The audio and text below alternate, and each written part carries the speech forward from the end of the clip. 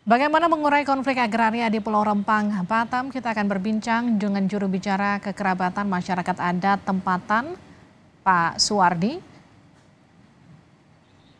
Wakil Ketua Komisi 6 DPR RI dari fraksi Partai Golkar, Pak Sarmuji. Pak Sarmuji, selamat malam. Selamat malam, Mbak. Selamat malam. Ada juga pengajar Jentera Institut, Mbak Bivitri Susanti. Mbak Bibi, selamat malam. Selamat malam. Saya ke Pak Suwardi dulu. Kalau Anda, Pak Suwardi sudah terhubung? Oke, Mbak Bivit dulu deh. Mbak Bivit, jadi gimana Anda melihat konflik di Pulau Rempang ini? Ya, saya kira memang pengerahan aparat keamanan, penggunaan gas air mata, penggunaan kekerasan itu sangat berlebihan. Karena kita harus lihat, memang soalnya adalah konflik lahan. Tapi tadi disebut-sebutkan sebenarnya ada masalah, akar masalahnya itu di mana. Nah, salah satunya tadi disebutkan dalam riset yang dilakukan Kompas bahwa ada hak pengelolaan yang diberikan kepada Otorita Batam tahun 73, ya kemudian nanti berubah. Tapi dari hak pengelolaan itu kan artinya untuk hak-hak masyarakat adat dan juga hak privat, hak miliknya orang-orang yang ada di sana itu tidak bisa ditempelkan di atas hak pengelolaan. Jadi kalau mau ada penerbitan sertifikat harus ada langkah berikutnya. Nah, ini yang sulit sekali untuk dilakukan karena ada hak pengelolaan. Itu satu. Yang kedua juga kalau kita pakai dalil, oh soalnya orang-orang di Rempang sana tidak punya sertifikat, jadi mereka ilegal, jadi bisa digusur. Nah, itu juga tidak adil tuh menurut saya analisis seperti itu. Karena kan sertifikat itu juga dengan konteks bahwa Batam itu sudah dijadikan hak pengelolaan secara umum dan bahwa untuk tanah adat, tanah komunitas itu prosedurnya jauh lebih rumit. Memang tidak semudah kita datang ke BPN terus minta buatkan sertifikat, tidak seperti itu. Jadi memang belum ada upaya dari pemerintah secara khusus untuk membantu secara proaktif, kan tugas pemerintah mestinya itu, mensertifikatkan lahannya orang-orang yang memang sudah ratusan tahun tinggal di situ. Nah, tiba-tiba datang orang yang sudah punya hak dengan alasnya adalah hak pengelolaannya Otorita Batam itu, yang merasa berhak untuk membuat Eco City itu, walaupun kita harus cek ya, sebenarnya kan bukan hanya ekoturismnya, tapi juga mau dibikin pabrik kaca untuk pembangkit listrik tenaga surya. Nah, disitulah yang kemudian agak aneh karena orang yang bahkan tidak tinggal di situ tapi bekalnya selembar sertifikat dibuat oleh hukum dan penegak hukum karena alasan proyek strategis nasional bisa lebih kuat daripada orang yang memang sehari-harinya hidup di situ. Jadi menurut Mbak Bivit ini pemerintah cenderung lebih memihak ke pihak pengembang terkait masyarakat adat yang ada di sana? Betul. Karena kan kita juga harus cek proyek ini masuk ke dalam daftar PSN-nya itu baru, Mbak. Baru.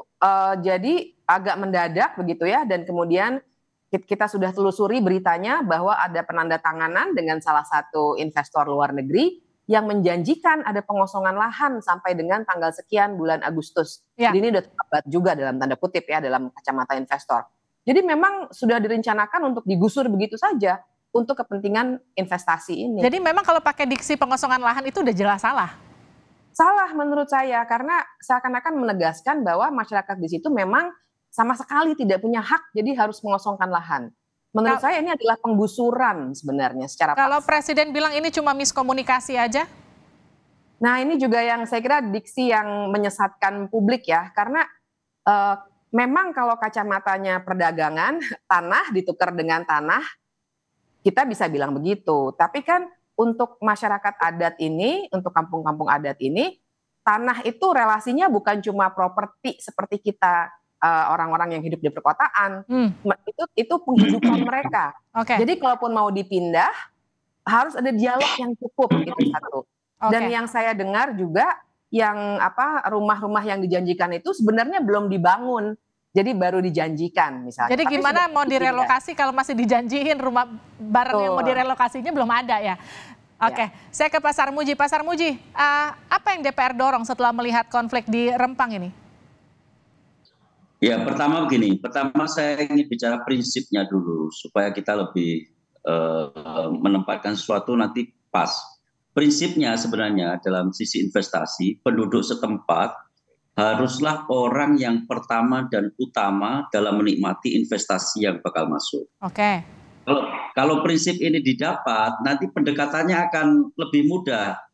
Bagaimana mendekati masyarakat situ, menghargai orang di situ, itu akan lebih tepat. Tapi kalau prinsipnya ini nggak dipegang lebih dulu, nanti kita akan salah pendekatan, akan salah metode.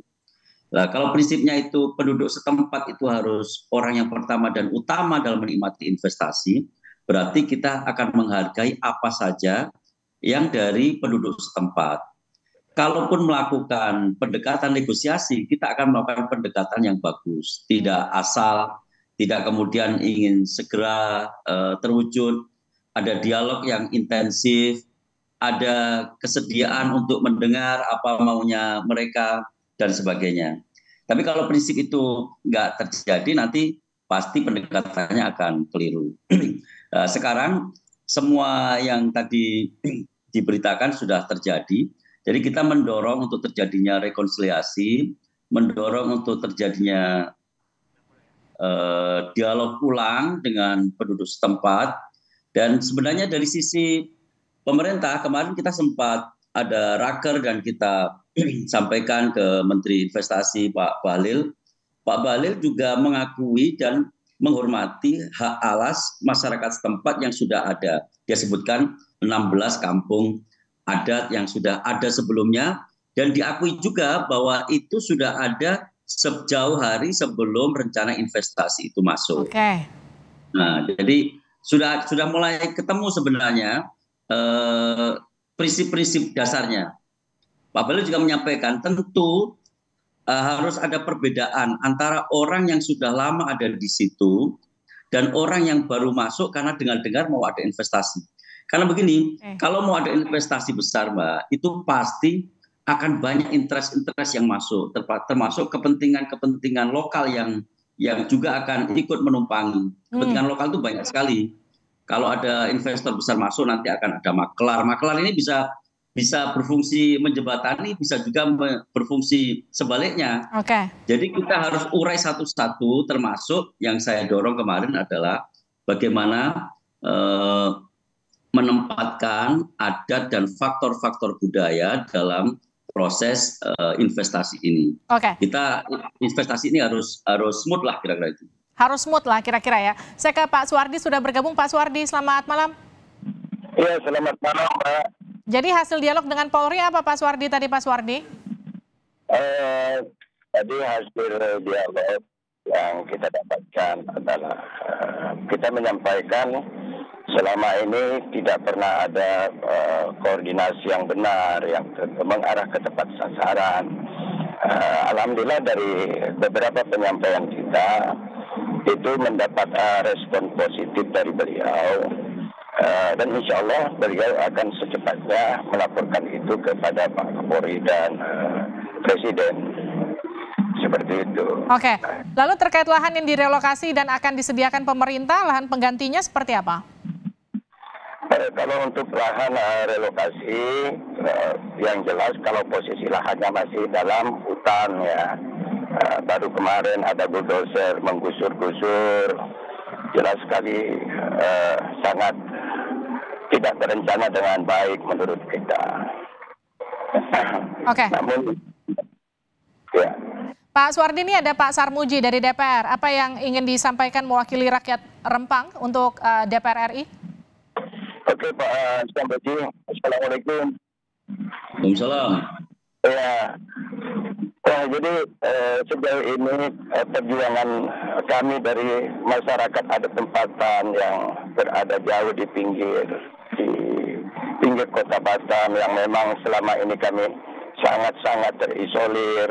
Sebenarnya yang kita harapkan adalah memperjuangkan tanah leluhur kami yang memang sudah menjadi yang diamanatkan kepada kami yang hari ini sangat menyedihkan Pak, karena masuknya investasi mengapa rakyat yang lebih daripada 100 tahun lebih itu dipindahkan. Baik. Itu yang pertama. Ya. Ya, Pak Sarmuji, responnya singkat Pak Sarmuji. Ya, kami siap untuk memberikan penekanan pada pemerintah tentang faktor-faktor adat dan budaya lokal setempat. Karena kami paham, seperti yang katakan Mbak Bivitri tadi, urusan tanah ini bukan hanya urusan diganti atau enggak, tetapi juga ada kepercayaan terhadap leluhur dan sebagainya. Asal gini, kalau terjadi negosiasi, saya yakin bisa selesai. Ini kan sebenarnya kalau ada negosiasi di antara keluarga sendiri, pasti insya Allah selesai. Baik. Yang penting komunikasinya intens dan kita nggak asal cepat. Kalau asal cepat, pasti salah pendekatan. Dan tetap mengutamakan warga nomor 1 di sana ya, Pak Sarmuji. Iya, penduduk setempat harus orang yang pertama dan utama menikmati investasi. Terima kasih Pak Sarmuji, Pak Suwardi, dan juga Mbak Bivitri sudah bergabung bersama kami di Sapa Indonesia Malam. Saudara jangan dulu beranjak, usai jeda Sapa Indonesia Malam akan kembali dengan informasi.